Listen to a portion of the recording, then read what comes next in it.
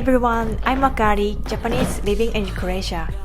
To all my subscribers, thank you so much for waiting my update patiently. 21セーフ危ねえ In this video, I'm finally sharing what it was like going back to Japan for the first time in a year and a half. Anyway, let's get started. Episode 1. 今時刻は4時15分ということで、思ったよりも早めにパッキングが終わりました。あとちょっと余裕があるので、一応念のためのクロアチアならではのインスタントスープとかベゲタのスパイスを買い足してちょっと入れてから出発したいと思います。 I bought some Croatian chocolates and hand cream at souvenirs and wrapped them in a small bag. This is my second time back to Japan, so it's a bit difficult to not pick the same things as last time. There were 3 main reasons for this trip. First, to take a family photo for my nephew's Shichigo-san celebration. Second, to spend quality time with my grandmother. And third, to relearn about Japan. ローマに着きました。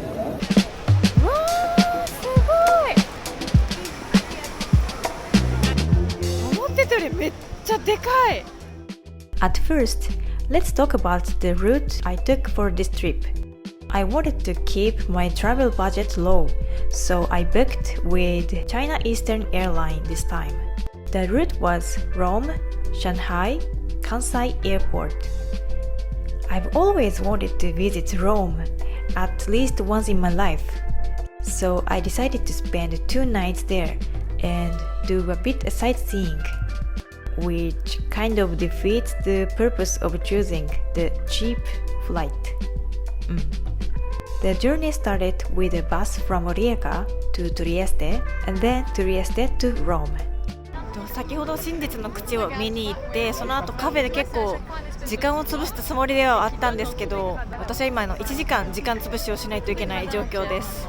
でも日本に着いてから結構私予定があるので、そこでねたくさん歩いてもう疲れすぎてちょっと風邪をひいたりしたくないので、ちょっと今日は無理をしすぎずに、適度に休憩をしながらコロッセウムを楽しみたいと思います。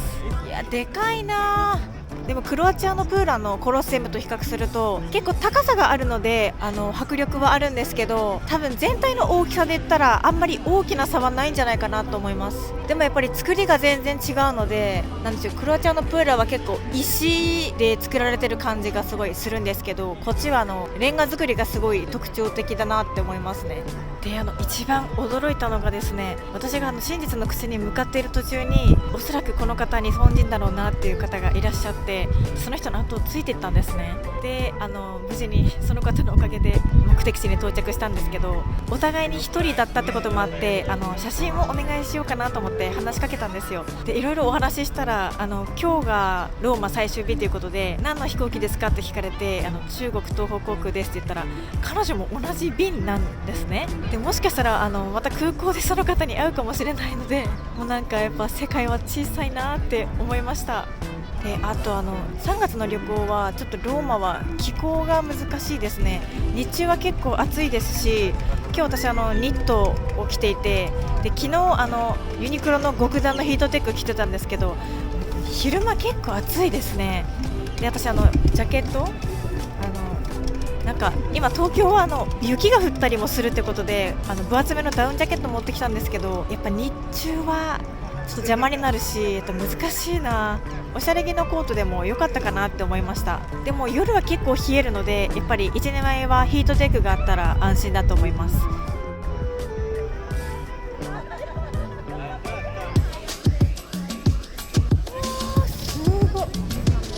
すごい結構高い。上に上がってみたいと思います。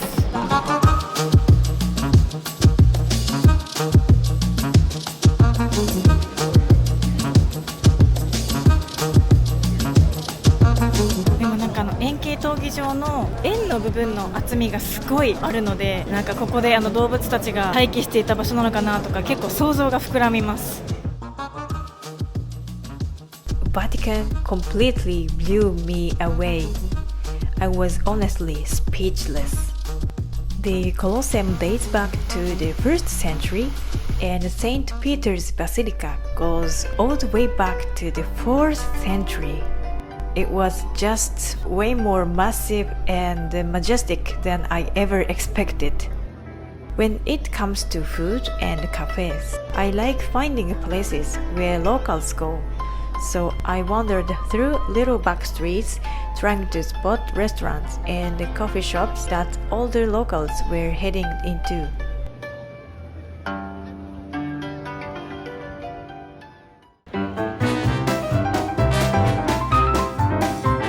ローマ空港に着きました。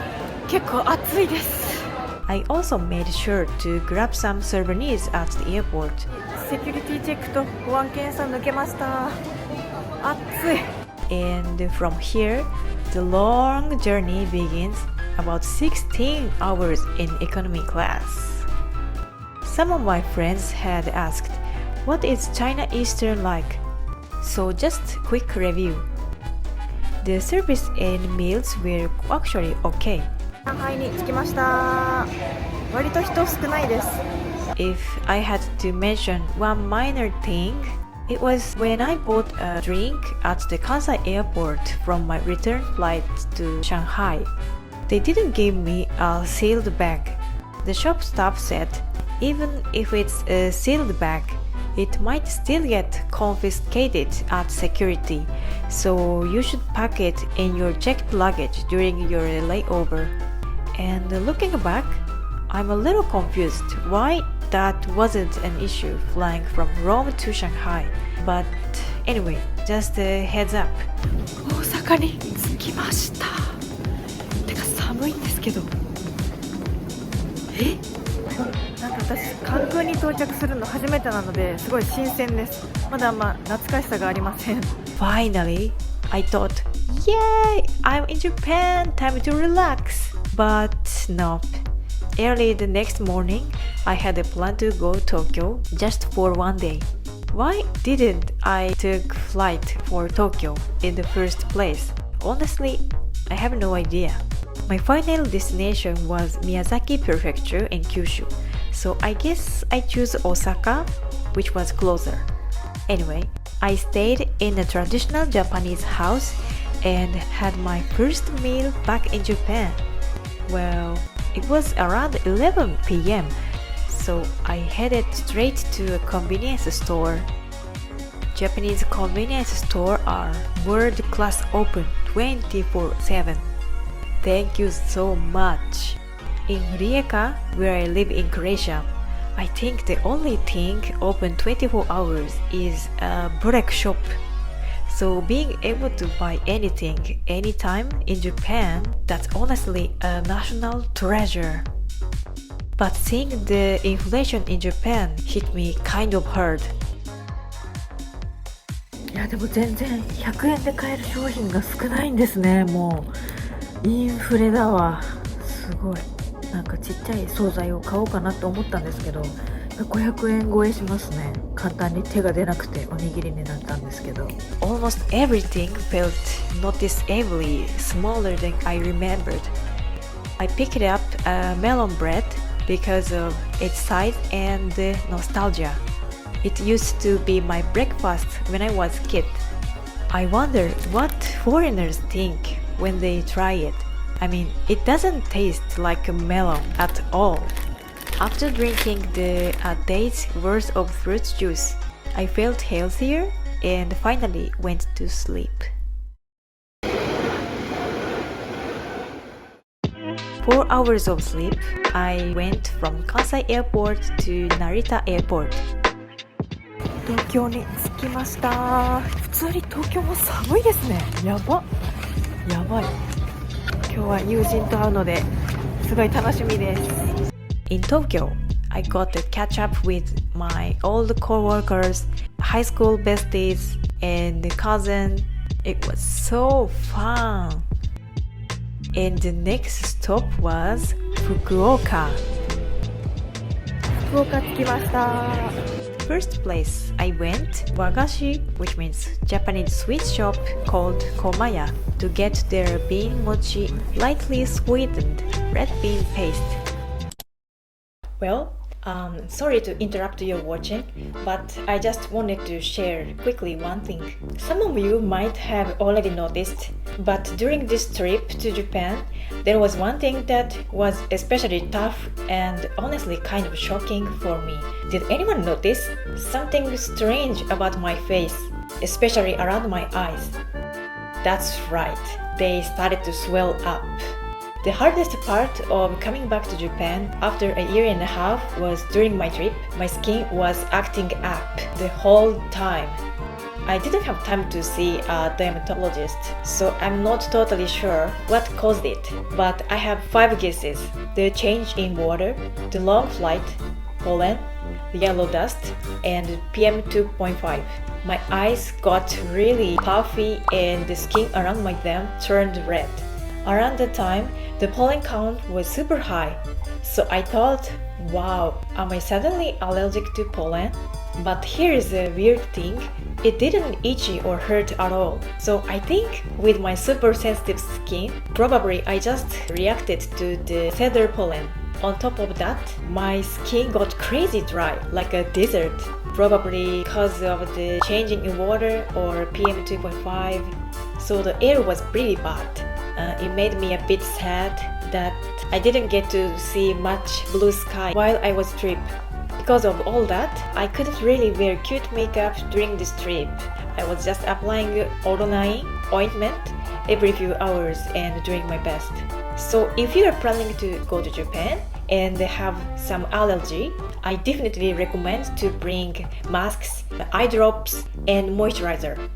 Okay, now back to the video. They also had limited edition strawberry version. Of course, I got that too.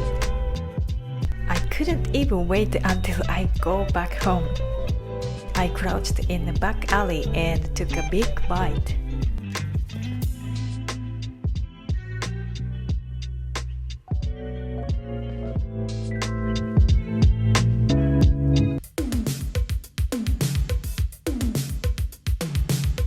Next is ramen! I just love counter-style restaurant where you buy a ticket first. Until that day, I would forgotten how insanely fast ramen comes out in Japan.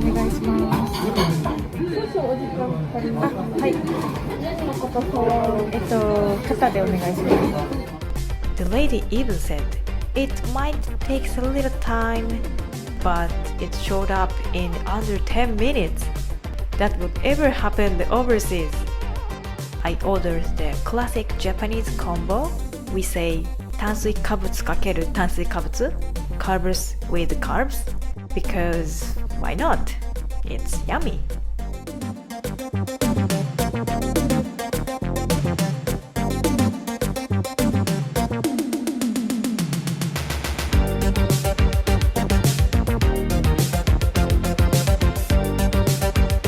I finished every last drop of the soup. It was so good. ごちそうさまでした。はい、ありがとうございます。美味しかった。And the next day, I tried natto ramen. I'd never seen it before, and honestly, it was amazing. It kind of tasted like natto mixed with fluffy egg whites. This is my personal opinion. So that's all for this video. In episode 2, we will travel together in Nagasaki, Miyazaki, and Kyoto. So stay tuned. If you enjoyed this video, don't forget to thumbs up and subscribe this channel. Then see you in next one. Bye for now.